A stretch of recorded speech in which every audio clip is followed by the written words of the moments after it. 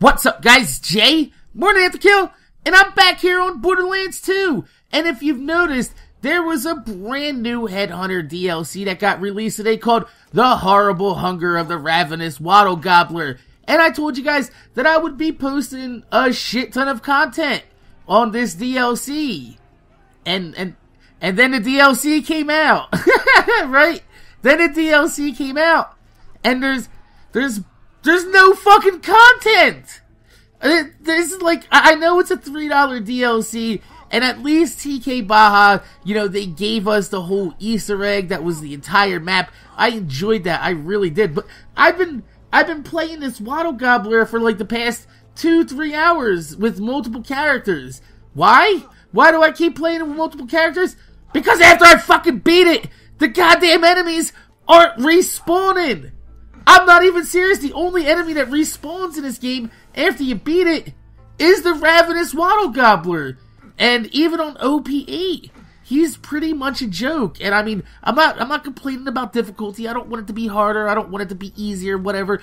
I would like it if the enemies respawn inside this DLC. I mean, the whole DLC from front to back took about 45 minutes. Now, if you count the fact that you have to listen to Mr. Torg's grandma talk for 20 minutes straight as a side mission, then no, there's about 20 to 25 minutes worth of actual content in here if you're playing on OP8. If you're playing this on like level 72, 61, somewhere around there, you're probably gonna run through this pretty fucking fast. So, I guess this would be considered my review of the Ravenous Wattle Gobbler. What I do like about this DLC is there are a few little Easter eggs inside there. I might make a video where I go ahead and line up all the Hunger Games references and some of the Food Network references. There's even a Ratatouille reference, which is pretty cool because my girlfriend absolutely fucking loves that movie. I can't stand that movie because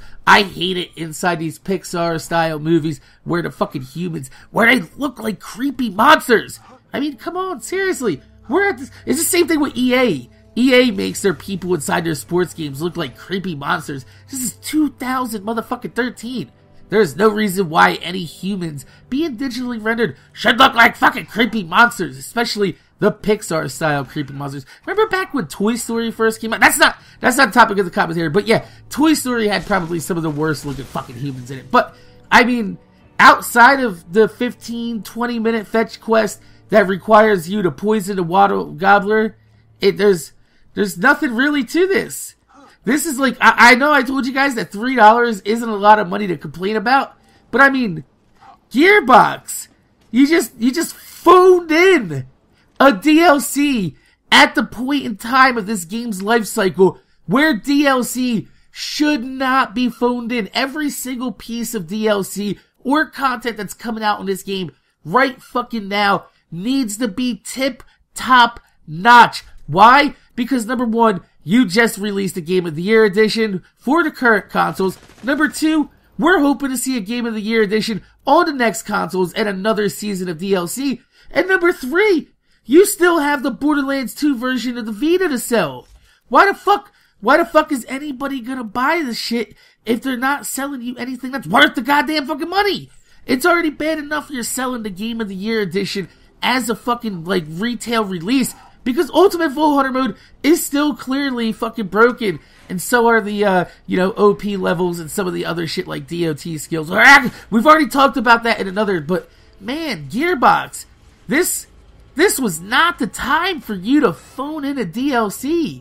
I mean, I've been looking for like 2-3 hours for any type of Easter egg, and the only thing I can find is that there's 2 extra tributes inside this game after you listen to Grandma Torg talk for like 30 goddamn minutes. I'm not even lying. She literally sits there and drones on about nothing. And then when she finally about to give you just a little shred of the, Iridium's connection with the Vault, she stops. She's done. It's like, I just paid $3 to get trolled by Gearbox. So, yeah. Fuck you, Gearbox. I've never been so mad over $3 in my entire life. I was gonna give codes out to you guys for this DLC on Twitter. I don't want to waste the money, and quite frankly, I don't want to waste your 15 minutes. I don't want to waste 15 minutes to a half hour of your time with this goddamn DLC. The only thing that's actually pretty decent is that there's a lot of chests inside this DLC, and I've gotten 2 legendaries from them already. But that's about it. So, my name's Jay, MorninAfterKill. Make sure you guys rate, comment, subscribe. I want to thank you guys for watching. If you could leave a thumbs up on this video, I would highly appreciate it, because it gives me motivation to make more videos for you motherfuckers that watch my motherfucking videos. Do not waste your money on the Ravenous Wattle Gobbler DLC. You will not miss anything. Trust me. I mean, even Torg is barely a shell of a character that he usually is. He's not that great in this DLC. So, yeah, I mean, $3. I never once thought I could feel ripped off for $3, but right now, I'm feeling pretty salty. So, Gearbox, suck my fat fucking cock. Like I said, my name's Jay, MorninAfterKill, and I'm gonna see you guys later.